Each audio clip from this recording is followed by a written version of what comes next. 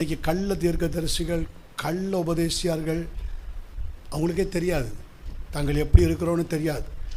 அவங்க under control of Holi ஸ்பிரிட்டில் இருந்தால் அந்த ஸ்பிரிட் அவங்கள தொடவே முடியாது.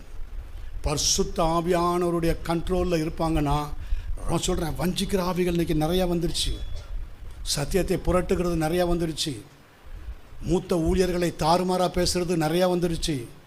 மூத்த ஊழியர்கள் எப்படியெல்லாம் பாரம் கொடுத்து, எப்படியெல்லாம் தீர்க்க தரிசனம் சொல்லி, எப்படியெல்லாம் சபையை நடத்துறதுக்கு இன்றைக்கி பாருங்கள். இந்த பாரம் இன்றைக்கி எங்கே வச்சுட்டார் கர்த்தர்னா, சபையில் இப்படிப்பட்ட காரியங்கள் குறைவாக இருக்கிறதுனால கர்த்தர் தீர்க்கதரிசிகளையும் இவாஞ்சலிஸ்டுகளையும் அந்த பாரத்தை கொடுத்துட்டார்.